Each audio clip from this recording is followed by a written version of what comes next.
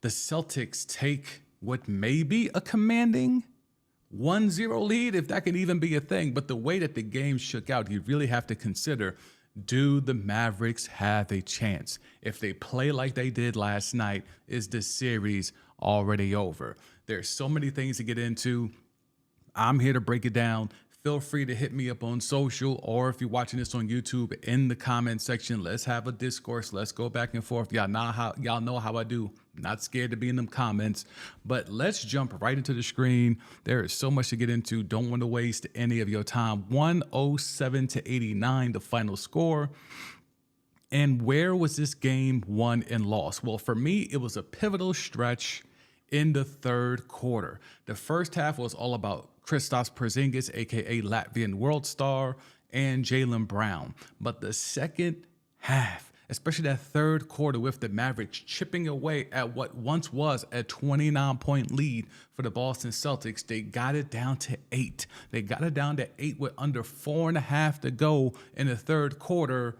And then the wheels fell off. Like, all the momentum, all the rhythm that they were in, the way that the Celtics, which has been known throughout this season, despite the way that they've looked dominant at times, despite the gaudy record, they have had a penchant for letting teams back into games and also tricking off big leads and eventually losing those games. And it looked like that script was being played out for us in game one last night. So down 8, under 4.5 to go in the third quarter, the Mavericks were oh so close. They were right there. And then they got beset by turnovers and dumb fouling and ill-advised shots. And they went from being down 8 with 4.5 to go in the third quarter to being down 20 by the end of the third quarter. So that was the game. But how do we get there? Let's tap in. So, you had Kyrie Irving, who, I have a video here on YouTube that says he is the greatest second option of all time. And I've got a lot of Kobe people, D Wade people, Scottie Pippen people trying to, debunk that. But it's about being that number 2 option. If you know, you know.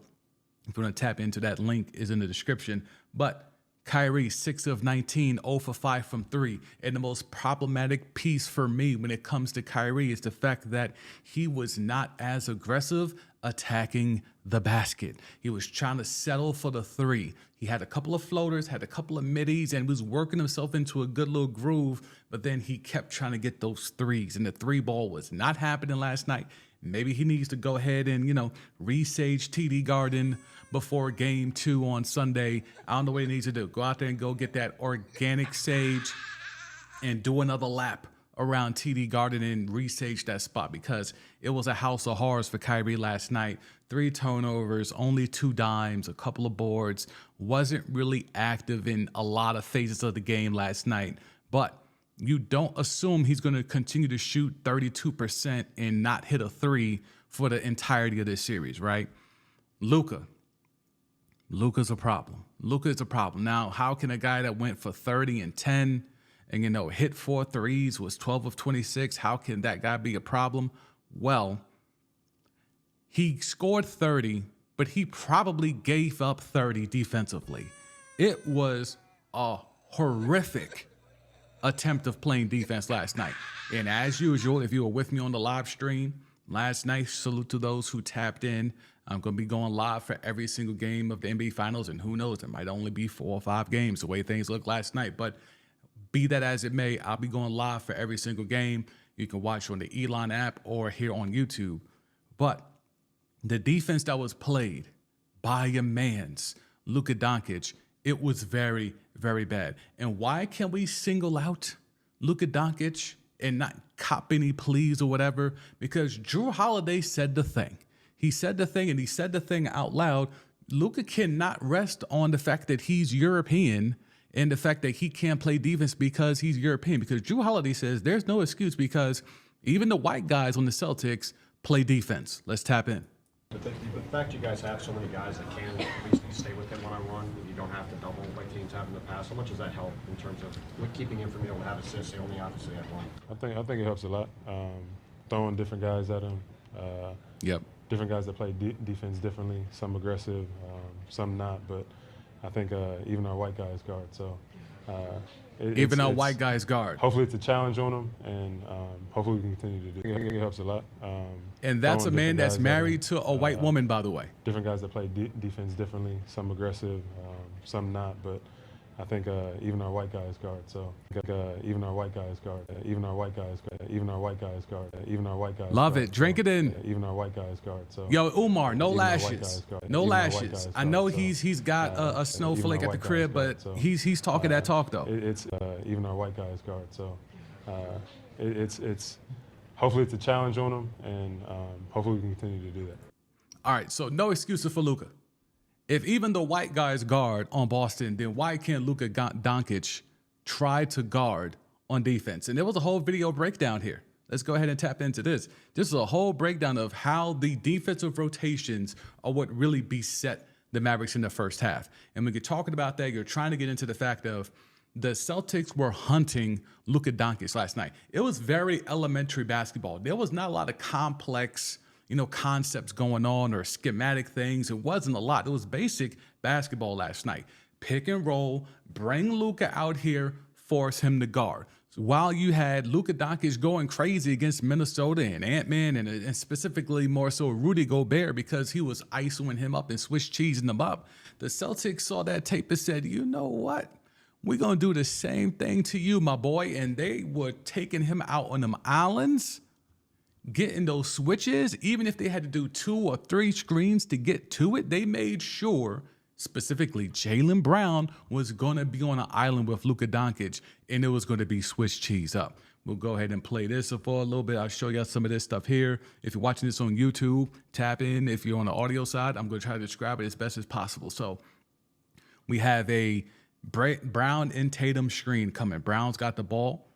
Tatum is setting a screen because Luka was guarding Tatum. So now they do the switch. The Mavericks were switching all night long. Very little hedging, very little blitzing, no trapping, just straight switching on every screen and roll. So Brown gets to switch. The minute he sees Luka on this switch, it's one dribble and bye-bye. One dribble. Like they call this a blow-by. I'll call this a bye-bye because it's just one dribble and he's already by Luka. And now that forces everyone else to rotate and collapse into the paint. What happens when you collapse into the paint? You leave your assignments. What happens when you leave your assignments? That leads to open threes. Being we know, or if you don't know, I've been screaming it from the mountaintops, but the biggest stat that says everything you need to know about the Boston Celtics is that they have attempted more threes than they have made twos. That was the thing in the regular season, and they have followed that type of formula throughout the postseason. Now into the finals, it strikes yet again. They are doing everything they can to draw your attention to whoever has the ball in the paint, and that leaves 3, 4 shooters wide open, and they're aiming for those corner threes. So we have Jaylen Brown here driving. He draws the attention. Now all of a sudden, he has one blow-by.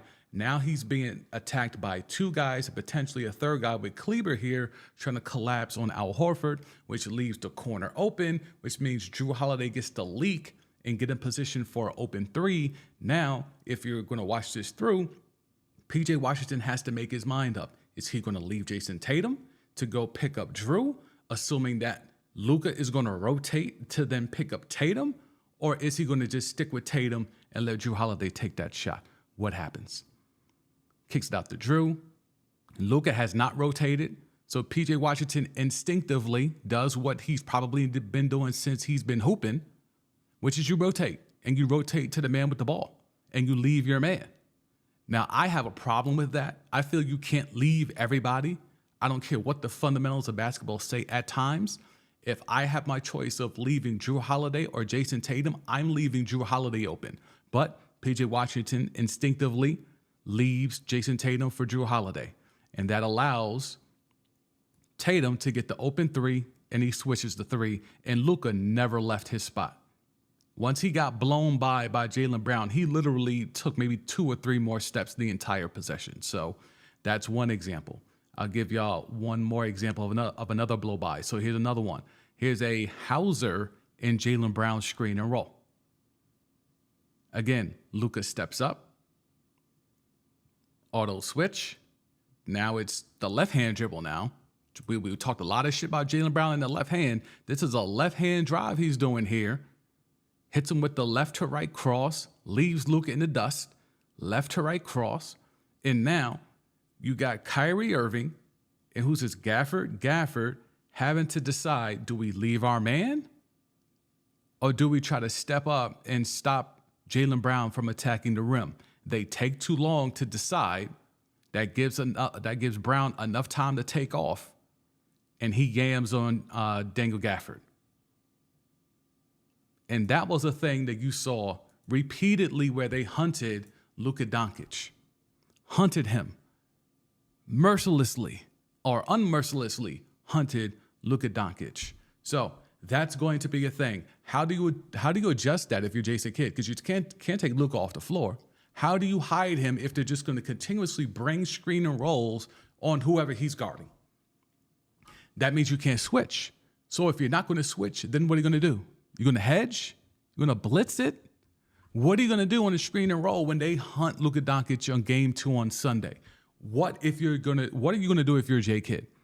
I don't know what I would do, to be quite honest, because Luka's too good to take off the floor. This isn't Rudy Gobert where he's getting hunted to the point where we can't play him. Luka Doncic is going to get hunted like how he hunted Rudy Gobert. What's the adjustment going to be? But let's not waste any more time. Let's go get to the Latvian Worldstar, Kristaps Porzingis.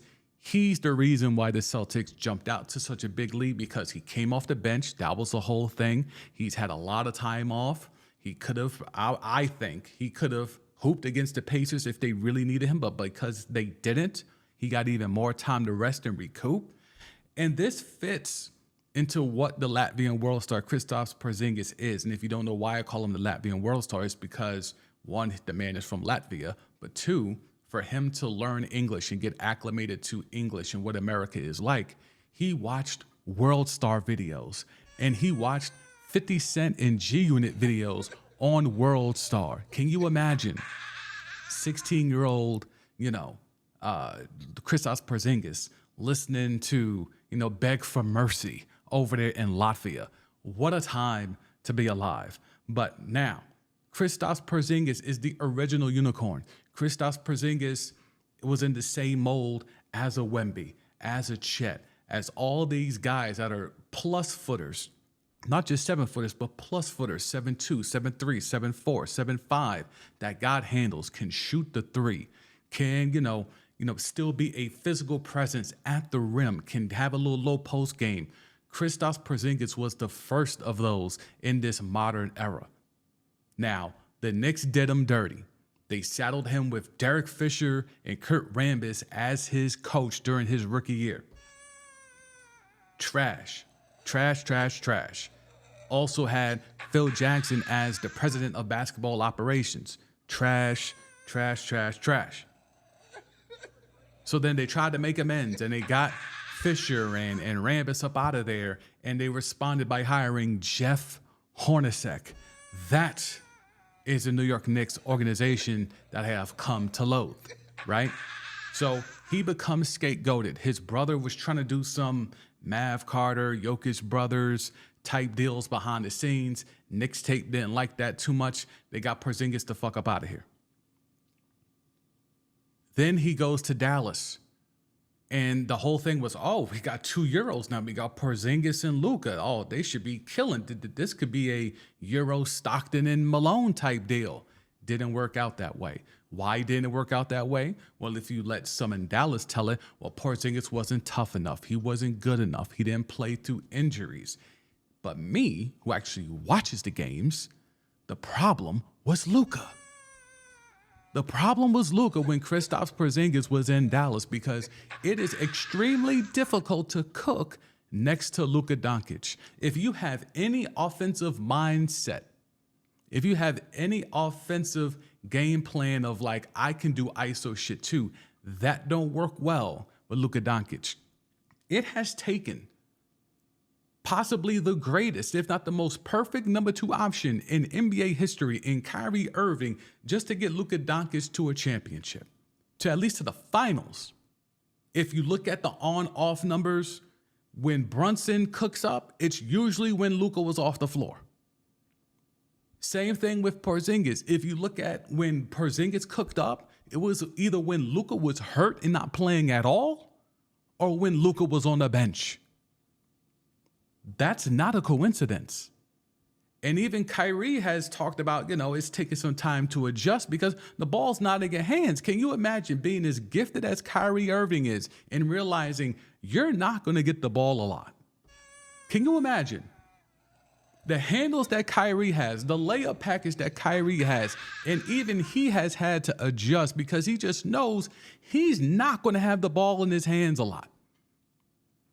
He literally has God, Sham God, on the sidelines. And he has to be like, I just have to give the ball to Luka and get out the way. Can you imagine the conversations that Kai and God are having behind the scenes? I would love to be a fly on the wall to get that tea. Would love it. Would love it. But anyway, Kristaps Porzingis showed you the entire tool set. He was a factor defensively as being 7'3". And, I saw him on draft night. I covered the draft when he came in. What was that? I don't even know what year that was, 2015, something like that. And he was skinny as hell. He's put on some muscle. He's bulked up. But he has still kept the lateral quickness, the side to side, the east, west, north, south stuff. He's kept all of that. And he has improved the three ball. And he has gotten better in the post. He is a true triple threat. And as someone that was 7'3", and someone that's 7'3", that was a real big question mark of, can he develop? Is he just tall and that's it? Or was he cooking against inferior competition overseas? Can he do it here against the best talent in the world? And the answer is a resounding yes. And it has been. He was scapegoated in Dallas. He went to Washington, cooked up, got a bag, and then he was mercilessly let go and flipped over to Boston. Now, Boston was able to turn Marcus Smart and Grant Williams into Drew Holiday and Kristaps Porzingis. I haven't said this name in a while, but I can't lie. The boy Jingis got some skim of them day in him. How the hell did you turn Grant Williams and Marcus Smart into Drew Holiday and Kristaps Porzingis? He learned very quickly.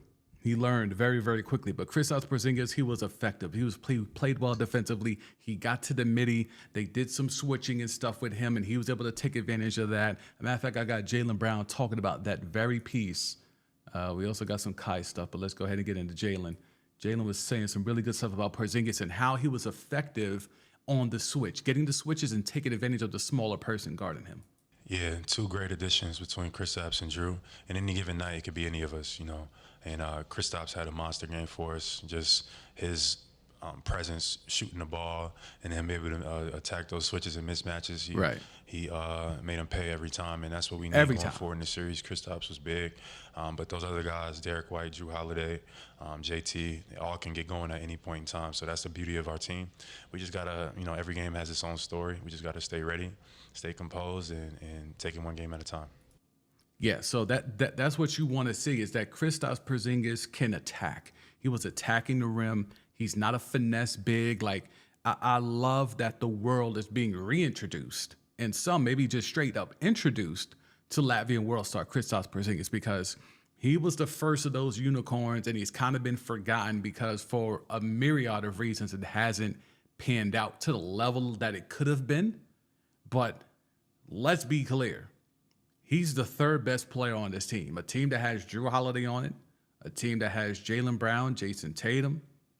Like, he's the three in the big four. Drew Holiday is the four in the big four, but Kristaps Porzingis is the three in this big four. Love to see it. I think the Jaylen Brown conversation off the heels of having that MVP performance in the Eastern Conference Finals and being the best player on the floor for the Boston Celtics last night, it's going to lead to a conversation, and I really want to stoke the fires and have that right now. If this plays out and the Celtics win this championship, if Jaylen Brown gets Finals MVP, are we finally going to have that conversation about cosplay Kobe? Cosplay Kobe, a.k.a. Jayson Tatum, He picks and chooses his spots, but that whole Mamba mentality, that's the thing about Mamba mentality. Mamba mentality works when you actually have that mentality.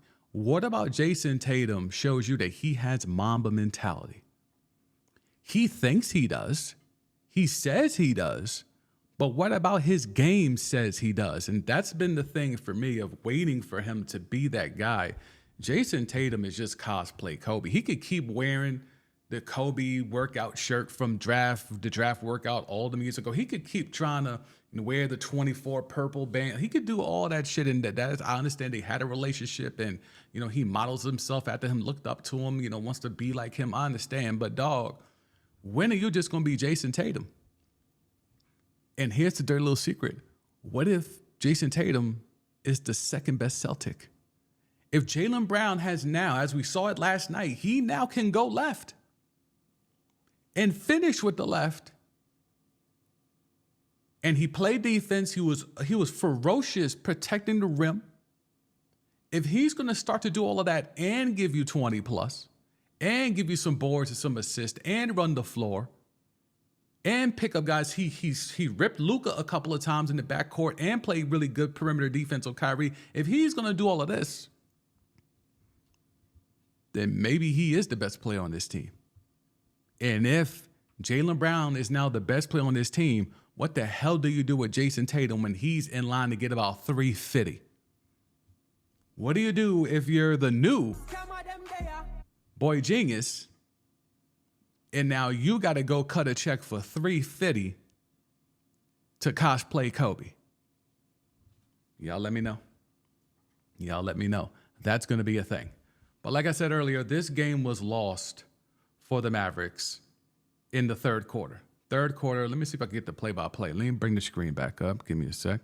Get the screen back up. So play-by-play. Third quarter, I mentioned it at the top. It was about 4.5 to go, right? Yeah, here it is. So they were down 72-64. Boston takes a full timeout after Luka 3 cuts it to 8. They come right out the timeout. Tatum bricks a bunny. Lively gets the board. Lively had a horrible game, by the way. Horrible game. Was fouling. He was out of control with his body. It was just not, he just didn't seem to be locked in. Not even close. Damn sure not like how he did this whole entire playoff run. But Lively was horrible last night. He travels after grabbing the board, right? So that's one turnover. Then he doubles that by doing a stupid foul on Jaylen Brown. Then Jaylen Brown bricks the second free throw. Now they're only down 9. Kyrie gets the ball. He commits a travel violation. So now that's already 2 turnovers. Porzingis bricks the 3, but they give up an offensive board to Tatum. Tatum gives it back to Porzingis. Porzingis gets the dunk. Now they're up 11. All right. Kyrie comes down, bricks the 3. Board to Porzingis. Another dumb foul by Derek Lively on Jaylen Brown. Jaylen Brown splits another pair of free throws. They're up 12. Kyrie comes out. Derek Lively comes out. Derek Jones, who's coming in for Derek Lively, bricks a dunk, gets his own board back, tries to dunk again, gets blocked by Jaylen Brown again. Tatum gets the board, gives it down to Al Horford. Al Horford misses a 3. So still only down 13. Luka gets the board. Luka goes 1-on-5. He bricks a long 3. Step back, I believe, 3. Hauser gets the board. They work the offense, pick and roll, get the switch. Tatum hits a 3. So they went from down 8 to down 16 in a matter of 2 minutes of game time and 5 empty possessions. That's where they lost the game. They were right there within striking distance, cutting it to 8 in that 1-2 minute stretch where they got 2 travels, 2 big threes.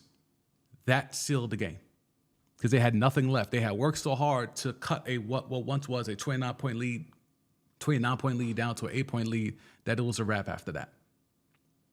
Missed dunks, 2 traveling violations, and 2 brick threes. 5 empty possessions for the Dallas Mavericks. That's what has them in a 1-0 hole to the Boston Celtics. So,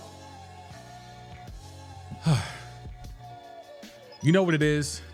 Appreciate y'all for listening. Y'all know how I do this. After every game, you're going to get a recap. I don't know if it's going to be 4 or 5 of these recaps. You know, I was hoping for maybe 6 or 7, but be that as it may, no matter how many games it is, you'll get a recap from me.